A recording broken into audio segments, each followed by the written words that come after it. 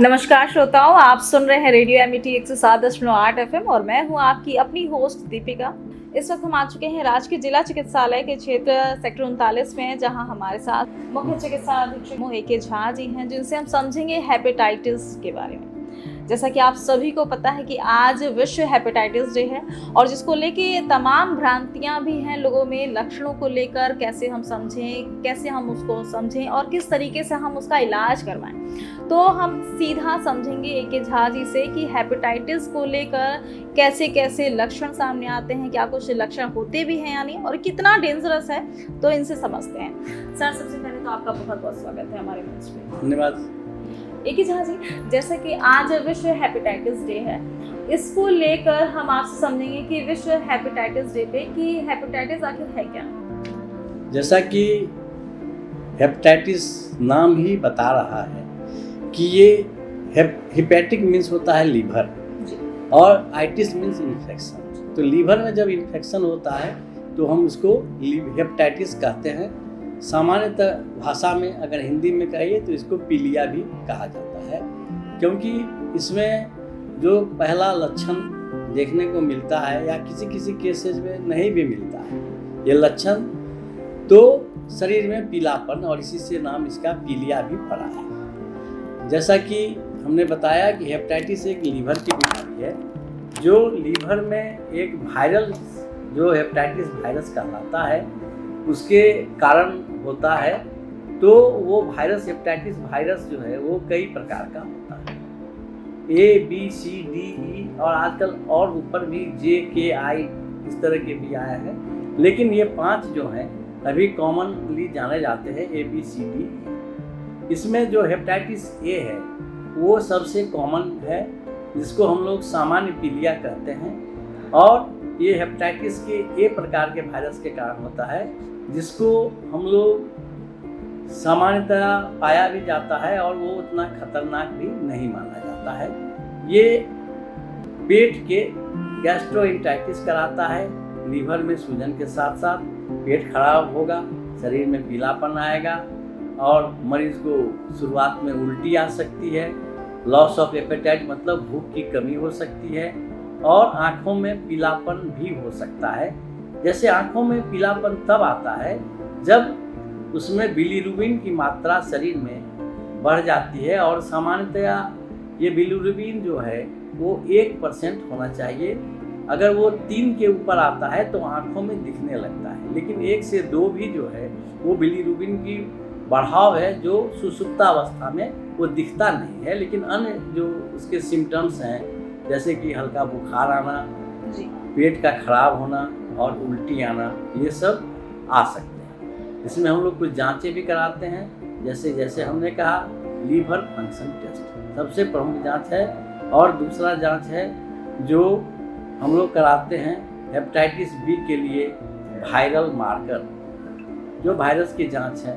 जैसा कि हमने बताया कि A और E वो कम खतरनाक टाइप का होता है, जो गैस्ट्रोएंटेराइटिस ही कराता है, और इसके लक्षण जल्दी प्रतीत होते हैं और ये बीमारी शरीर से ऑटोमेटिकली 2 से 4 हफ्ते में अपने आप भी सबसाइड कर जाता है। और दूसरा जो है वो हेपेटाइटिस B है, जो कि ज़्यादा खतरनाक है, ये ज़्यादा इन्फेक्टिव है, ये रक्त के द्वारा या यौन संबंध से भी फैल सकता है।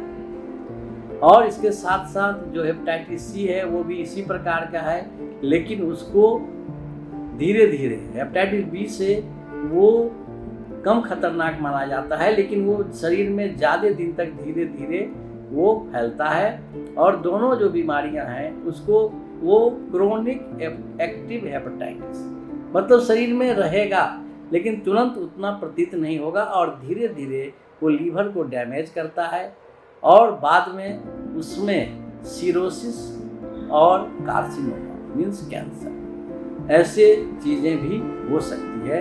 इसलिए B और C को खतरनाक या डेंजरस टाइप का हेपेटाइटिस माना गया है। अच्छा डॉक्टर साहब, जैसे कि आपने सारी कैटेगरी के बारे में बताया ABCD, जैसे कि हमारे दर्शक भी देख रहे हैं और इन चीज़ों को समझ भी रहे हैं, तो कुछ ऐसे भी हैं जिनके लक्षण दिखते ही नहीं हैं। जैसे कि मैंने कहा कि ए में भी है, बी में भी है, किसी भी हेपेटाइटिस में लक्षण नहीं भी आ सकता है। हाँ। शुरुआती दौर में जैसे कि आंखों का पीलापन मैंने कहा, तो आंखों का पीलापन जब बिलीरुबिन की मात्रा 3 से ज़्यादा होगी तभी दिखाई पड़ेगा।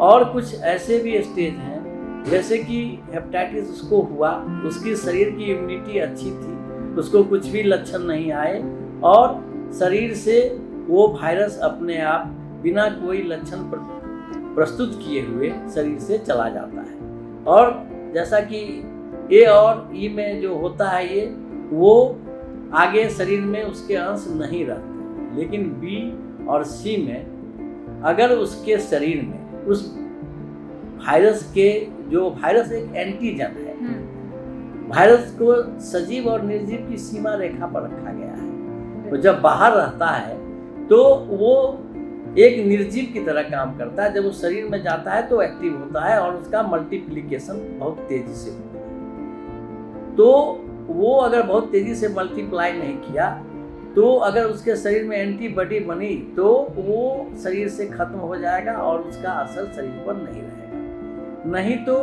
वो सुषुप्तावस्था में रहेगा और वो व्यक्ति कैरियर के रूप में काम करेगा, जिसमें उसके लक्षण दिखेंगे नहीं लेकिन वो अन्य को फैला सकता है। आमतौर पर ऐसा हेपेटाइटिस बी और सी में देखने को मिलता है। अच्छा डॉक्टर साहब, जैसा कि आपने शुरुआत में ही बोला कि लीवर में सूजन आ जाता है और आमतौर पे देखा जाता है कि हेपेटाइटिस या फिर पीलिया की बात की जाए तो गंदगी से ही, गंदे पानी से, इन चीज़ों से ही फैलता है। बहुत से ऐसे लोग हैं जो साफ सुथरी जगह पर भी रह रहे हैं, तो क्या और वजह सामने आती है हेपेटाइटिस होने की? जैसा कि मैंने बताया कि हेपेटाइटिस ए और ई जी, ये फीको ओरल रूट, मतलब जो है गंदे पानी से खाने पीने के सामान में इन्फेक्शन होने के कारण। और जहाँ तक बी और सी का सवाल है, वो जो है वो ब्लड बॉर्न होता है या सेक्सुअल कांटेक्ट से भी हो सकता है। तो वो किसी भी ग्रुप में हो सकता है। अगर वो किसी संक्रमित व्यक्ति के संपर्क में आता है और उसमें पहले से उसकी इम्यूनिटी डेवलप नहीं है, आइदर इम्यूनिटी दो तरह से आती है, या तो आप टीका लगा लो पहले से, या आपको अगर पहले इन्फेक्शन हुआ और जैसा कि मैंने बताया कि अगर उसमें एंटीबॉडी उसके शरीर में बन गया तो एंटीबॉडी जो है वो परमानेंट उसको एक टीका लगाने के जैसे सुरक्षा प्रदान किया। ये उसको इन्फेक्शन से भी आ सकता है, ये एंटीबॉडी का भी बनना। तो अगर उसके पास एंटीबॉडी है उसके शरीर में, तो अगर वो संपर्कित होता भी है ब्लड से या यौन संबंध से, तो उसको वो बीमारी नहीं लगेगी इन्फेक्शन लगने के बावजूद भी। इसीलिए हम लोग जागरूकता पैदा करते हैं। आजकल हमारा सरकार हमारी जो है वो हेपेटाइटिस बी कंट्रोल प्रोग्राम चला रही है, जिसके तहत जैसे कि ए और ई जैसा बताया वो तो उतना खतरनाक नहीं है और वो जो है खाने पीने के कारण होता है, तो उसके प्रति हम लोग उतने जागरूक नहीं है जितने कि हेपेटाइटिस बी के लिए हैं, क्योंकि हेपेटाइटिस बी की संख्या अभी विश्व में बहुत ज़्यादा हो गई है और इसी के लिए हेपेटाइटिस बी के लिए ही जो है विश्व हेपेटाइटिस दिवस का मेन फोकस जो है और वो बी पर है। और इसी जो हमारे नेशनल प्रोग्राम शेड्यूल में हेपेटाइटिस बी वैक्सीन को रखा गया है ताकि ये फैले नहीं। और इसमें आप जैसा कि मैंने पहले बताया कि इसमें जो इसका सिक्विली मतलब जो आफ्टर बीमारी इफेक्ट को हम लोग सिक्विली कहते हैं, तो वो ज़्यादा खतरनाक है, वो डेडली भी होता है और उससे जैसा कि मैंने बताया कि सिरोसिस और कैंसर जैसी घातक बीमारियां होती हैं। इसके लिए सरकार ने हेपेटाइटिस बी का प्रोग्राम ट्रीटमेंट और बचाव का दोनों चला रखा है, जो प्रत्येक बच्चा जो भी पैदा होता है उसको हम जन्म के समय ही टीका लगवाते हैं। और दूसरा है कि जो माताएं संक्रमित हैं पहले से और उनको डिलीवरी होना है, तो उसमें क्या खतरा है कि बच्चे को हम कैसे बचाएं, क्योंकि हमने बताया कि ये ब्लड के द्वारा है, तो बच्चे में होने की संभावना भी बहुत ट्रांसफरेबल होगा। तो उसके लिए इसमें कहा गया है कि अगर जन्म के 6 घंटे के अंदर, जैसा एक वैक्सीन में 2 तरह का आपको मैं समझाऊं जैसे, लेकिन सामान्य में होता है कि वैक्सीन जो होता है बचाव वो 2 तरह का होता है, active immunisation and passive immunisation. तो एक्टिव इम्यूनाइजेशन क्या होता है, जिसमें बीमारी उसको पहले से हमको नहीं पता है कि उसको बीमारी है और उससे फैलने की संभावना नहीं है, तो हम उसको एक शेड्यूल की तरह देते हैं जिसकी 3 डोज लगती है, 0, 1 और 6 मंथ में लगती है, जो सामान्य प्रक्रिया है। और अगर माता को है तो बच्चा को तो लगना ही लगना है। तो ऐसे में एक पैसिव इम्यूनाइजेशन आता है जिसमें इम्यूनोग्लोबुलिन आता है, जैसे आप टेटनस वगैरह में सुनते होंगे, एक टेटनस टॉक्साइड होता है और एक टेटनस इम्यूनोग्लोबुलिन होता है जिसको टेटनस हो जाता है।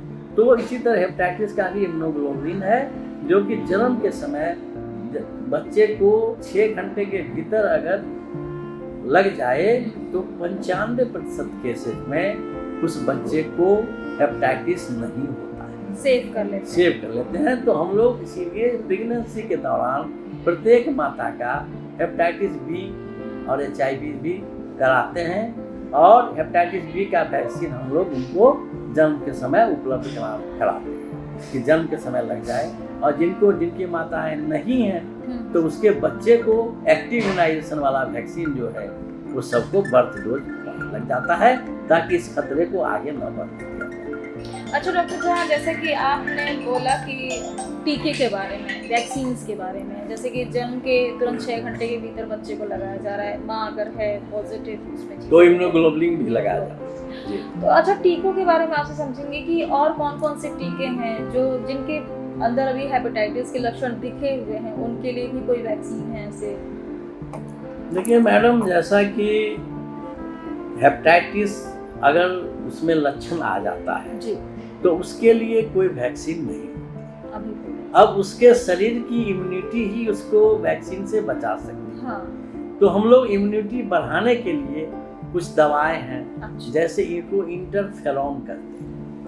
तो इंटरफेरॉन काफ़ी महंगी दवा होती है और उसको लगवाते हैं जो हेपेटाइटिस बी से के संक्रमित है और उसमें अब लक्षण दिखने लगे हैं, तो उनको 2 तरह से ट्रीट करते हैं। एक तो इंटरफेरॉन लगाते हैं और उनके खान पान की भी कुछ जो उनकी इम्यूनिटी डेवलप हो, और तीसरा चीज़ आता है कि उसमें हम लोग जिसको अगर हेपेटाइटिस बी हो गया है तो वायरल लोड करवाते हैं। जैसे एक होता है हेपेटाइटिस बी पॉजिटिव है जी। अब उसके शरीर में वो तो एक क्वालिटेटिव हुआ कि प्लस माइनस, लेकिन क्वांटिटेटिव उसको बोलते हैं, क्वांटिटेटिव एग्जामिनेशन, जिसमें उसके शरीर में वायरल लोड कितना है, प्रति ml कितने वायरस हैं, उसको यूनिट में लेते हैं। वो 1 से लेकर के 10 to the power minus plus 10, 20 ऐसे मतलब लाखों करोड़ों में होते हैं। वायरस बहुत छोटे होते हैं। तो उस ml में, तो उसमें भी ये है कि जिसके शरीर में 20,000 से ऊपर वायरल लोड है, और उसके साथ साथ प्रीरिक्विजिट है जिसके लीवर का हम लोग LFT कराते हैं। तो लीवर फंक्शन टेस्ट में जो है SGPT सबसे प्रमुख है। तो SGPT का लेवल कितना है? नॉर्मल 45 तक होता है, तो क्या वो 45 से ऊपर 2 गुना 3 गुना हुआ है? सामान्यतः भी कभी कभी 2000 भी हो जाता है, लेकिन वो अपने आप कंट्रोल भी होता है, जिसको क्रोनिक कैरियर नहीं डेवलप करता है। लेकिन जो क्रोनिक होते हैं उसमें अगर 100 भी हो गया तो हम उसको खतरा मानते हैं उसके लिए। तो 2-3 फैक्टर है उसके लिए। तो एक तो बताया वायरल लोड कराते हैं, दूसरा बताया कि फाइब्रो स्कैन एक जांच है जिसमें वो अल्ट्रासाउंड टाइप का ही जांच है। अच्छा। उसमें लीवर की मुलायमता या ये कहिए उसकी फाइब्रोसिस उसका अपोजिट हुआ, जैसे सिकुड़न, फाइब्रोसिस मतलब होता है सिकुड़न, तो सिकुड़न कितना % हुआ है। सामान्यतया अगर उसका फाइब्रो स्कैन जो है उसका जो है वो अगर 5 से कम है तो एकदम नॉर्मल में माना जाता है।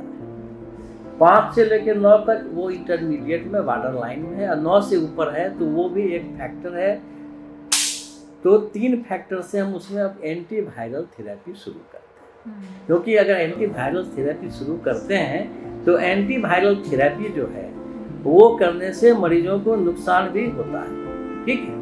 तो एंटीवायरल थेरेपी हम कब शुरू करें, this is very important factor.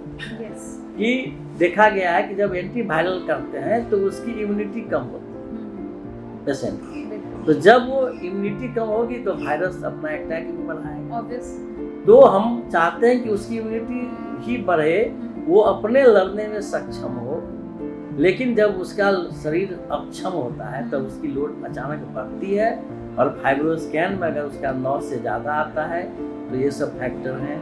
और SGPT की मात्रा अगर उसको 45 से ऊपर होती है तो इन 3 फैक्टर को कैलकुलेट करने के बाद हम उसमें जो है एंटीवायरल थेरेपी शुरू करें। बहुत बढ़िया, आपने हर चीज़, हर बारीकी से सारी चीज़ें बताई। एक आखिरी सवाल आपसे, हमारे जो दर्शक हैं, जो हमारे जो लिसनर्स हैं, उनके लिए क्या संदेश देंगे रेडियो एमिटी के माध्यम से कि वर्ल्ड हेपेटाइटिस डे पर कैसे स्वस्थ रहें, कैसे क्या कुछ जांचें वगैरह करवाएं? क्या देखिए 3 फैक्टर को हमको ध्यान रखना है। जी। पहला तो जो बताया मैंने, A और E से बचने के लिए साफ सुथरा स्वच्छ पानी पिए। बाहर की जो चीज़ें हैं जिन पर मक्खी बैठे या वो, तो हेपेटाइटिस A और E जैसा है, उससे फीको उड़ल हो, मतलब मुख द्वारा और टट्टी के माध्यम से वो फैलता है। तो बिना धुले कोई साग सब्जी ना खाएं, फलों का सेवन बिना धुले ना करें। तो ये तो हेपेटाइटिस A से बचने के लिए। और B और C से बचने के लिए वैक्सीन सरकार मुफ्त लगवा रही है, तो वैक्सीन जरूर अपने बच्चे को लगाए। जिनका बचपन में नहीं लगा है वो भी लगवा सकते हैं, बड़े होने पर 0-1-6 मंथ में, जैसा मैंने कहा, वो भी नेशनल शेड्यूल में। तीसरा है कि प्रत्येक माताओं का हेपेटाइटिस B का जांच अवश्य कराएं, ताकि अगर वो पॉजिटिव होता है तो उसके बच्चे में वो न जाए, उसके लिए सुई लगे। तो इन 3 चीज़ों का जब हम ख्याल करेंगे, और चौथा मैंने बताया, और सुरक्षित यौन संबंध से भी बचें। या आपका पार्टनर अगर पॉजिटिव है तो आप पार्टनर हो पॉजिटिव हो सकते हैं। तो इन चीज़ों का अगर ख्याल करेंगे तो हेपेटाइटिस से स्वयं भी बचेंगे और समाज को भी बचाएंगे और हमारा देश भी बचेगा। बिल्कुल, बहुत बहुत शुक्रिया एक झा जी, आपसे बातचीत करके बहुत अच्छा लगा। तो ये थे हमारे साथ मुख्य चिकित्सा अधीक्षक जी, जिनसे हमने हेपेटाइटिस डे में समझा कि कैसे होता है, और अगर लक्षण आपको ऐसे समझ में आ रहे हैं जिससे डॉक्टर साहब ने बताया, तो आप अपने नज़दीकी चिकित्सालय पहुँचे, डॉक्टर से प्रॉपर एग्जामिन करें और इन चीज़ों को समझें कि कैसे ये आगे नहीं फैल सकता है। तो ऐसे ही स्वस्थ रहिए और सुनते रहिए, देखते रहिए रेडियो एमिटी 107.8 FM। उड़ान है उमंगों की।